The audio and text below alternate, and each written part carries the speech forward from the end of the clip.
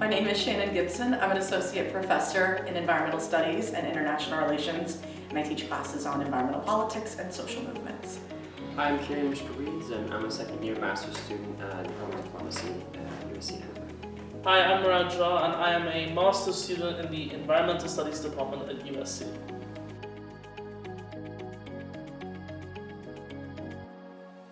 The way that COPs generally work is a 2-week process. The first week, you have a lot of high-level delegations come in. That's the heads of state. They give a lot of big speeches. You might have your high-profile activists speak. So I don't think she didn't speak this time, but Greta Thunberg, or very high-profile. And it's much more about ideas, and we have to raise ambition, and that's kind of the first week, which we have typically not attended. We attended the second week, which I personally think is much more fun and more spicy because you're getting down to the wire. It's supposed to finish on Friday. We'll see if it finishes on Friday.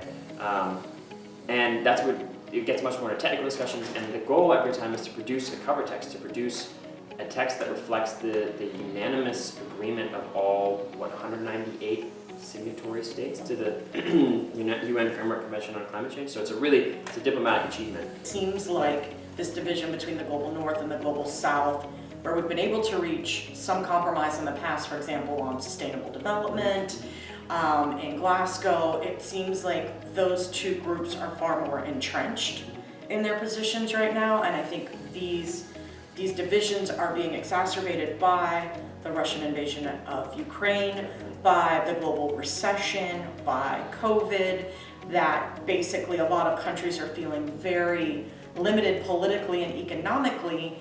And while climate change isn't something that we can wait on, it is falling to the back seat again this year, whereas the year before, when things were maybe looking a bit more optimistic in a geopolitical sense, it had risen on the global agenda. And now we've got other things kind of coming in and elbowing it out of the way. And you can definitely see that in where we are, technically where we aren't right now in this process. Yeah.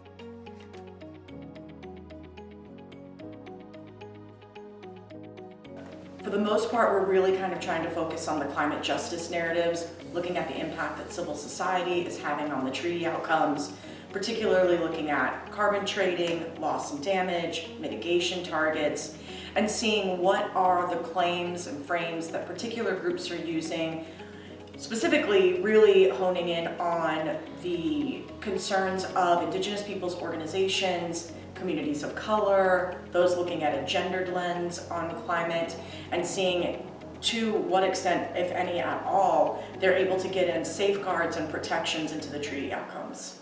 Coming into COP27, we have a whole new realm of accessibility issues, with being in Egypt, and you have issues with the heat, activism locations not being, good for public to be in, and, oppression of activism. You have so many serious things that have to be thought about when it comes to our focus.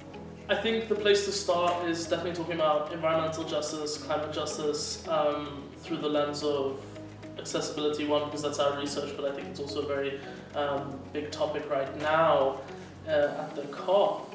And we're looking at environmental justice in a sense that everybody has a right to understand, to partake, to participate, and also go back to their own communities and spread the word to those who may not be able to participate, who may not be able to understand. I think this can be looked at through so many different things like language. Language has been a really big topic so far, with a lot of emphasis on Indigenous people, and Indigenous people having representatives at the COP, which is a great advancement, having a lot of people there. But then how can you take a UN that only gives a certain amount of translators with a certain amount of languages, and then have an Indigenous person go back to their community and try and explain what's happening with the planet and what's happening with crops dying or food security being low? And one of the things I think that's also been emphasized in the climate justice movement is the intersectionality, that it's not just about climate, it's not just about environment, but that climate justice incorporates human rights.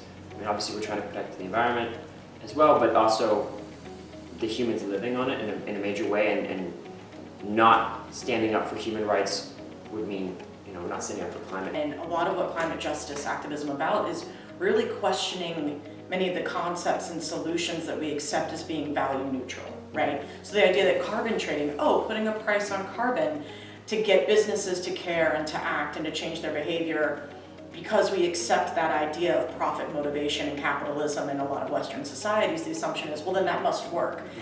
But then what the climate justice narrative does is that it shows that when you commodify nature and when you are using ecosystems as offsets or carbon sinks, etc., that there are people that live in these forests, that live in the Amazon, that depend on these forests, that depend on oceans and water systems.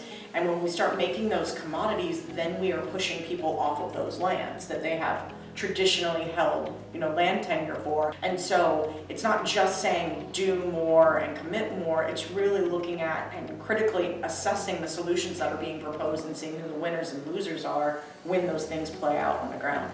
And then you also have the aspect of rights when it comes to activism. I mean, a huge part of environmental justice is having people being heard, having voices heard. And, the presidency spoke about it, and some of the civil justice press conferences spoke about it last night a lot, where you have activists being pushed into recycling plants, rubbish dumps, desert locations, and then even when they're there, they're not allowed to protest to their full extent. And I think these environmental justice issues are just so important to look at, because at the heart of everything, it's about accessibility, it's about activism, it's about being able to share your voice and stories. An example that's been very publicized, I would like to think, or at least considered, brought up a lot of media attention at this COP, is the case of this jailed Egyptian British activist, Allah, I think I'm saying his name right, and the really amazing, heroic efforts of his sister to raise awareness for this, and then also to see, entrenched civil society luminaries like in the US, Naomi Klein, Bill McKibben, some of these other major NGOs raise that case, keep raising that case. A lot of activists I've seen protested for Allah, wore shirts, really raised this case because they believe the Egyptian government is wrongfully detaining him, violating his human rights, and raising it as we can't just have a climate conference and talk about climate justice and talk about emissions and all the intricacies of climate justice without ignoring the human rights problems happening in Egypt. So I think it's really important to note that intersectionality, because it's crucial to everything. That's largely the major corrective that climate justice narratives provide to these talks, is because so often we're told that climate change is a global problem and we're all affected, but the harsh reality is that we're not all affected equally. And so by having these justice activists here to say, look at how it's different, right? That we don't have the capabilities to adapt, that we don't have the funding to live an equitable life or to sustain our well-being. And that's how they really help to kind of change the narrative that's going on in these talks.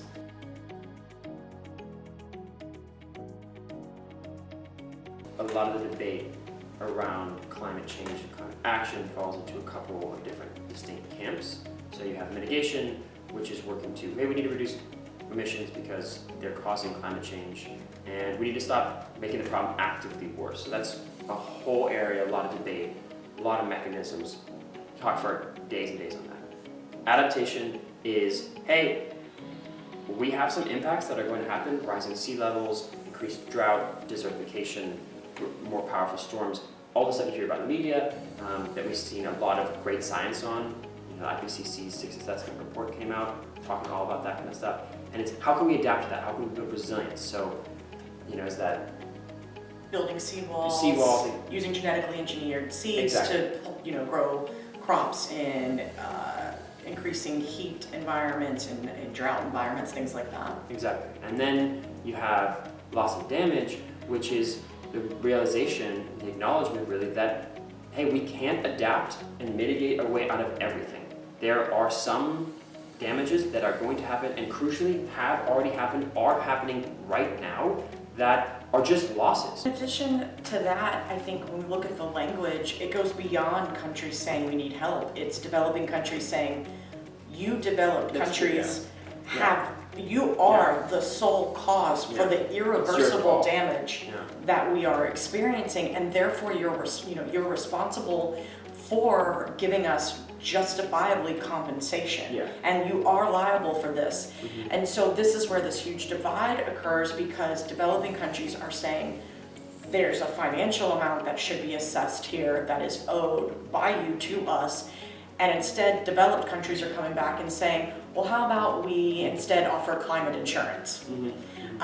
And things where, you know, well, if you pay into a program or a plan, then we can give you loans or grants to deal with these losses. And so there's a very huge disconnect between these two powerful groups of thinking about what's the appropriate way to frame the problem and then to actually deal with it. Something that I think I can speak to, which I have really enjoyed, and I think we're going to see a lot more of in the next few days, is seeing loss and damage really strengthen the voice of the global south. And I think that is Unified. a fantastic thing. It's really unified Yeah. a group of countries, a group of people, communities who have really suffered from climate change, and it's giving a common cause to all of them to really strengthen the voice, make sure it's heard, and I think that we're really going to see a big uprise in their voices in the next few days.